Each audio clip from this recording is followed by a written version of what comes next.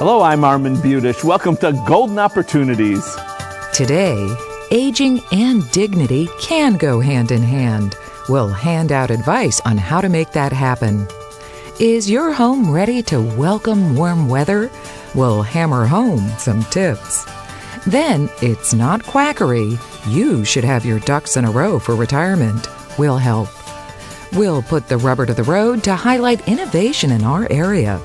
And we'll check in on legal matters that matter to you. It's time to get G-O-ing, so pull up a chair and join us at our kitchen table for Golden Opportunities.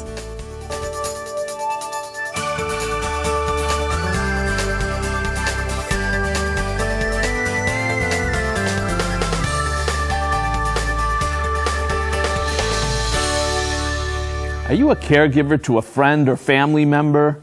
Or maybe you have a few medical issues of your own, but at least for now you can manage. In both cases, it's easy to become overwhelmed by day-to-day concerns, and you may not even know where to turn for help.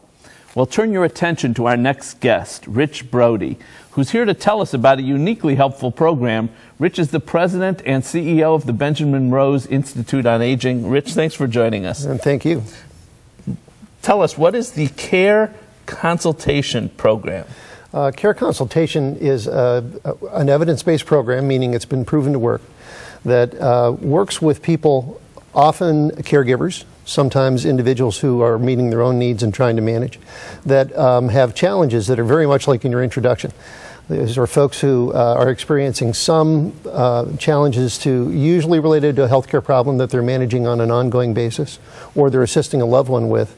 And it allows us to stay in touch with them over time, to develop a plan, develop a strategy for their caregiving and or their own care, and then to stay in touch with them as their needs change, as they always do. All right, let's take that bit by bit. So first, the clients. What kinds of clients, who can you help? It was originally designed with people who were supporting over time a loved one or a family member, originally designed to work with persons who were supporting a dementia victim. Over time, what we learned was that it also works for others who are managing other chronic conditions, as well as for the individuals themselves if they're able to be doing their own self-management. Right, so someone comes in, they have a parent, for example, with dementia, right, and they want to know, we need help. I can't do this all myself. How do you start? Well, we start with an assessment that can be done either over the phone or in person. And then we develop a strategy for them and a support system strategy. What are the kinds of needs that they have? What are the resources that they need to gain access to? And what are the things that would function, something like a checklist, to see how they're progressing. And then we set up a plan for how often we'll be in touch to continue to stay in touch with them to make sure that their needs are continuing to be met, and also when things happen to be able to support them as they go through the inevitable transitions. So the adult child calls you, said, Mom's got problems. You analyze the situation, say, here's what you need, here's some of the benefits that are in the community for you, here's what you'd have to pay for, here's what you can get for free. You go through all that with them, and then you set them on their own, or there's more to it? There's more to it, because what we found and what the research shows is that when you set someone on their own, they may or may not be successful because things do continue to challenge them. Not only do things change, but the burden of being a caregiver, or sometimes just the day-to-day challenges of managing your own needs, can be overwhelming. So the 3 to 4 week call that we do on an ongoing basis stays in touch with the person, and then the person always knows that they can call the care consultant if something changes and they need someone to help them in the short run.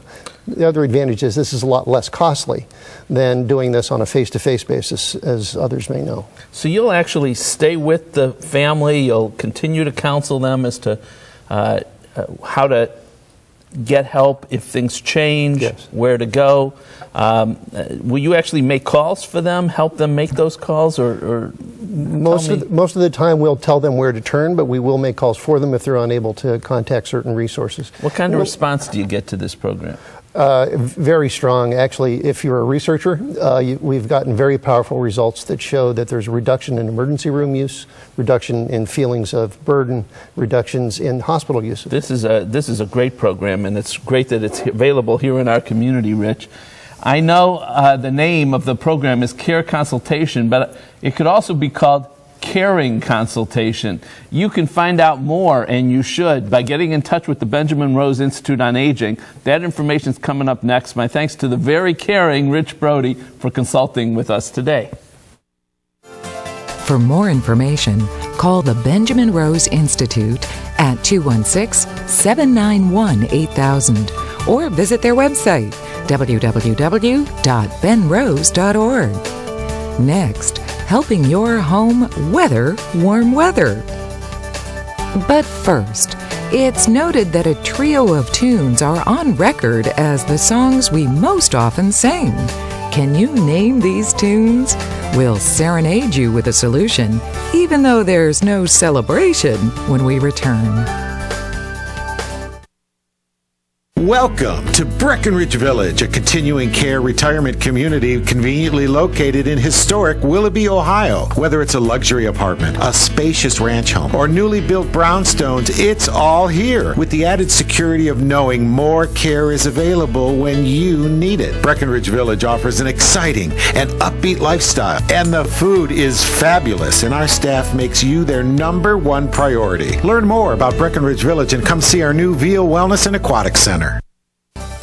The three melodies we've mastered the most are Happy Birthday, for He's a Jolly Good Fellow, and Old Lang Syne, using these tunes to toast special moments in time. With our harsh winter and pretty cool spring, it may be hard to believe, but warm weather really is on the way. I know you're ready for it, but is your house? Maury Barron, also known as Maury the Handyman, is here and ready to spring into action to make sure our homes are warm weather ready. Thanks for joining us, Maury. My pleasure. Now, you know, I could do this segment myself because I'm so handy, but I thought I'd bring you along. I'd appreciate it. All right, let's start. So in a few weeks, we're going to be able to start planting our gardens and installing screens. What can we do now to get ready for all that? Well, the first thing we want to do is turn on the water in the basement so we can do some watering.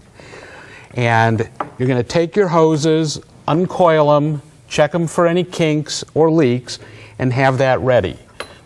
When you say turn on the water in the basement, you mean you fill your basement with water? Well, usually there's a shutoff that you turn off over the winter so that it doesn't freeze and break. So you turn the shutoff back on, okay, and that'll give you water for the hose. All right. Now, this thing here, I can tell what this is. This is a window covering.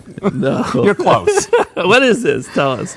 This is a filter which goes into the furnace. Okay. And this is something that you need to check and change at least every 6 months, depending on the thickness and the style. This particular one you change monthly. As they get bigger, you can change them.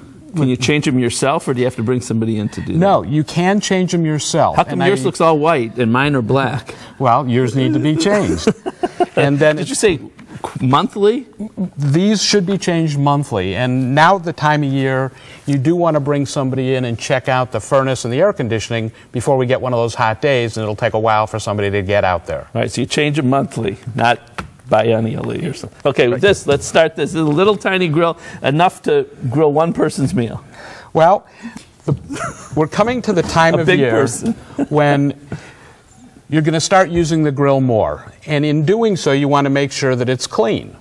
So you're going to take it, you're going to get your shop vac out, clean everything out, and make sure that it is... It doesn't look so clean to me. Well, that's because I've taken out all the pile of ash and the pile of grease strippings and everything else. Oh, I see. So you can see the bottom. There we go. So you're going to clean it out and get it ready for the grilling season. Sounds good. All right, one more here, or two more. What's this? Looks like a gutter.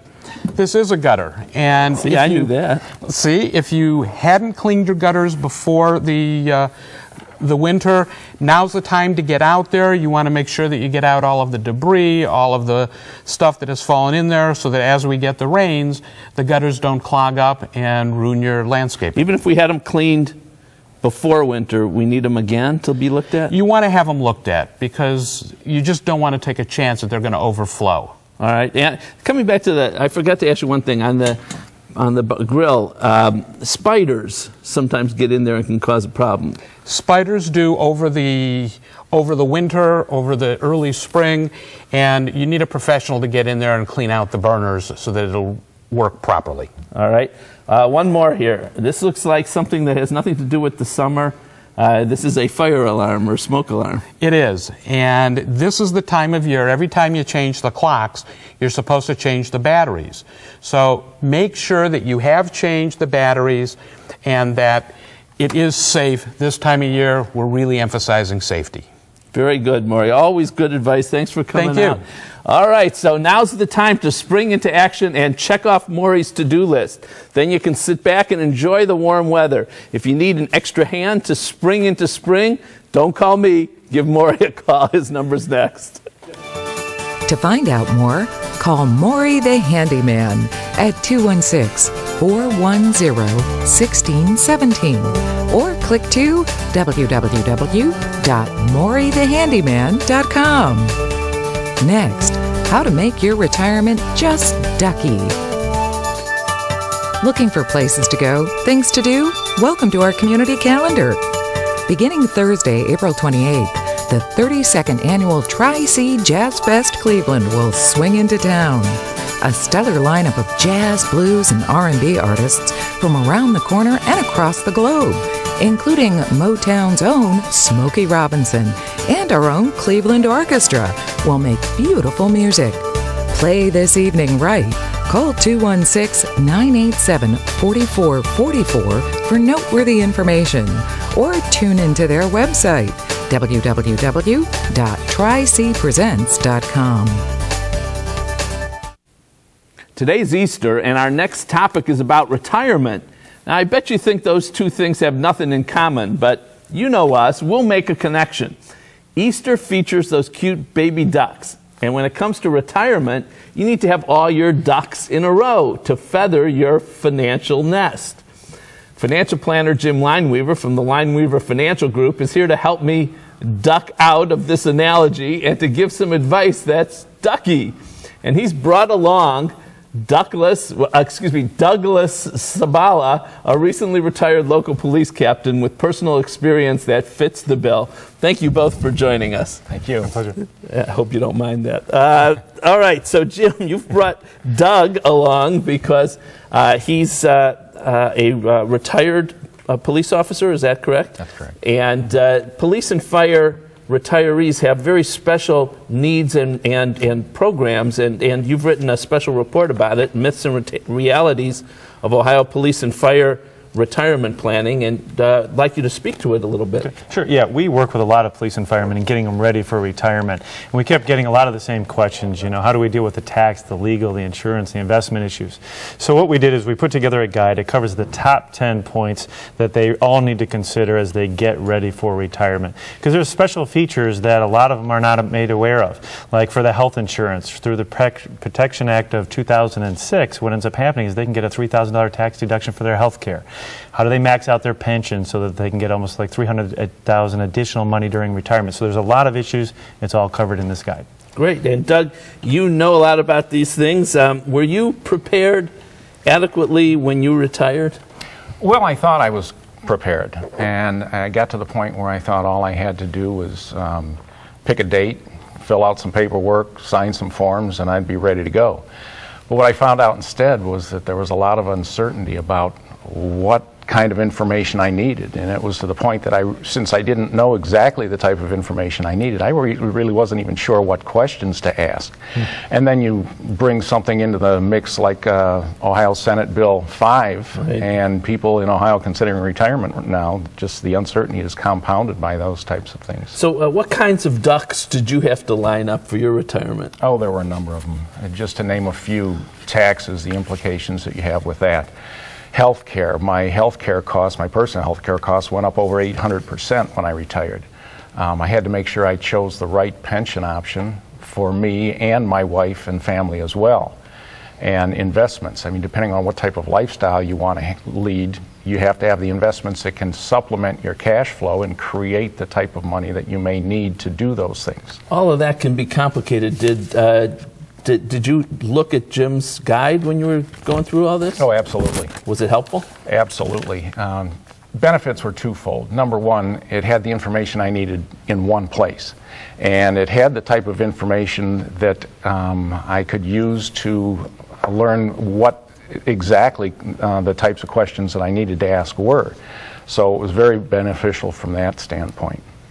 You gotten good feedback? We've gotten great feedback. As a matter of fact, we're not charging anything for these, and they're flying off the shelf because... Are we going to make them available to our viewers? We can make it available for free? to your viewers. We'd be happy to. All right, good. I always like that. Now, Doug, you've gone through the planning process. Are you feeling better now about your retirement situation than before you did all your planning? Oh, absolutely. I highly recommend it.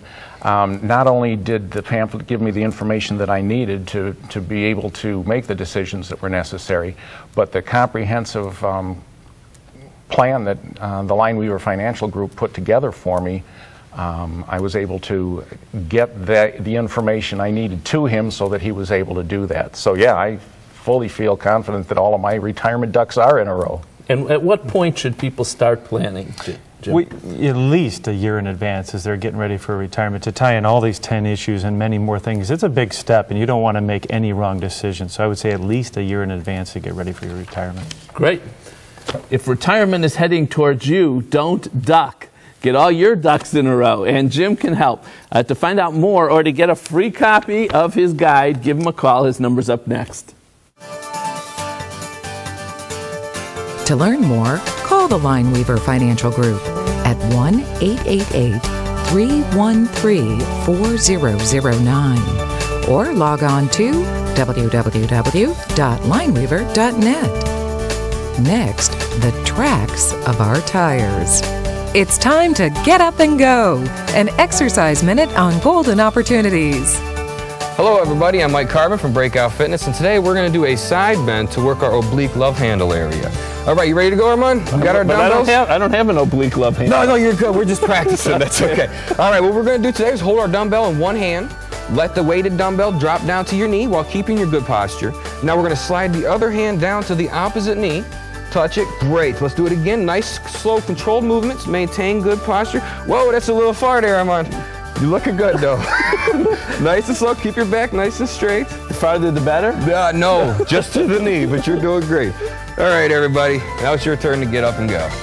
For your copy of the exercise booklet, please send $1 for postage to Golden Opportunities, 23240 Chagrin Boulevard, Suite 450, Beechwood, Ohio, 44122. To keep your mind flexible, here's a brain teaser for you. What do tires, jewelry, and a Civil War knapsack all have in common? Give up? To discover the answer, we turn to Gail Marie Fort, Vice President of Outreach and Communication for Stan Hewitt Hall and Gardens. This year, Stan Hewitt's celebrating the power of innovation. Thanks for joining us today. My pleasure to be here. All right, so I was able last time to connect retirement and Easter, but even I can't connect tires, jewelry, and a Civil War knapsack. How do they get connected? Well, actually, Charles Goodyear, who actually developed the vulcanization process for rubber, was very fascinated about the flexibility of it and the ability to create different items. And he spent a lot of time trying to identify, there was a collector who discovered a Civil War item, a knapsack. And this is an example of a military button that was among his collection. A button made of rubber? A button made of rubber, and okay. This is a brooch that's also made of rubber. When Charles Goodyear was developing the process, he decided that he wanted to apply that to all different household products, and the items that were discovered in the Civil War were used as a means of keeping the soldiers safe and keeping them warm. There were rubber blankets that were that were also used as tents and cloaks. And rubber knapsacks? Rubber knapsacks were part of the material that were used to be carried. So all of the items that were used for the war actually preceded the tires that were developed. How does Stan Hewitt Hall fit into all that? Well, F.A. Seiberling, who founded Goodyear Tire and Rubber Company in 1898, actually named the company after Goodyear. And Stan Hewitt was the family home that he built in 1912. The family moved in 1915. And in advance of, this is a great picture of F.A. actually, The home is filled with innovative ideas that were just really ahead of the time. He has a telephone in the home, for example, and elevators and fire hoses. So he was always a visionary, always focused on innovation, and so we're celebrating that spirit. And the things we've been talking about, the knapsack and things, are also on display? Yes, they're on display inside the Manor House with an exhibit called Uniquely Rubber. We've also programmed the entire estate, in fact. So we have plants of industry featured in the Corbett Conservatory, where we're demonstrating some of the plants that actually are turned into everyday products that we use. And on Memorial Day, we're going to open innovation stations. So we'll have demonstrations of interactive exhibits that demonstrates different types of energy, including gravity and momentum and solar power. Now, Stan Hewitt, I've gone with my family just to look at the gardens. Yes. And I assume the gardens are not made of rubber. The gardens are not made of rubber, but we will. Good. They are not, but they're certainly open to the public, and we invite everyone to come and really enjoy them. And for history buffs? History buffs will really love being at Stan Hewitt. I highly recommend the Nooks and Crannies tour, which is an opportunity to see all the little inside perspectives of the Manor House itself. There's an awful lot to do if you go. Plenty to do, and we welcome everyone. Thank you so much. Appreciate the information, and I've been out there and love it. I don't think I'm stretching the truth when I say a visit to Stan Hewitt will prove that the ways to use rubber are more flexible than you may think. You can prove it for yourself by visiting Stan Hewitt. My thanks to Gail Marie for stretching our awareness. Discover the power of innovation at Stan Hewitt Hall and Gardens by calling 888-836-5533 or visit www.stanhewitt.org. Next, we'll check in on legal matters that matter to you. We're Gateway Title, keeping life simple. We can make it simple. We've got everything you need. See how easy selling your home can be. We're Gateway Title. We're keeping life simple. Did you miss any of the phone numbers we've given? Then get a pen and paper, because we're going to list all of the phone numbers from our guests again. So that way you can have more time to write them down. And then I'll be back to update you on the fight to have Medicare cover home care.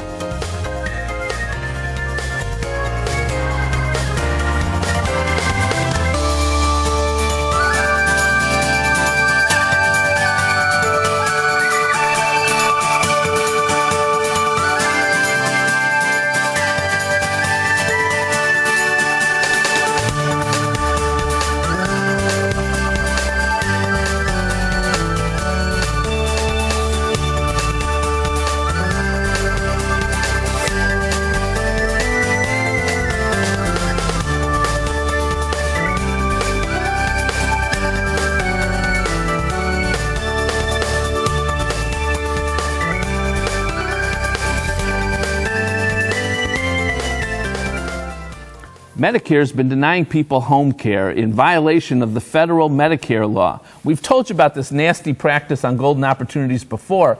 Now a national advocacy group has filed a lawsuit to establish consumers' rights to receive care at home. Here to explain is my caring partner, Lori Steiner. Lori, thanks for joining us. What's the problem? Well, Medicare continues to improperly deny people coverage for home health care.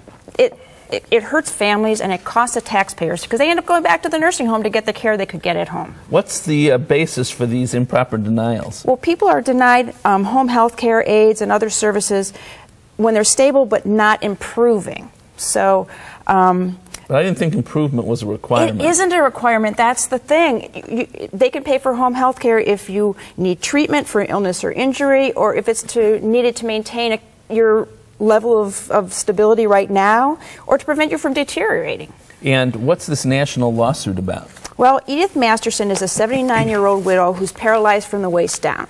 She had some surgery and developed some pressure wounds, bed sores from it.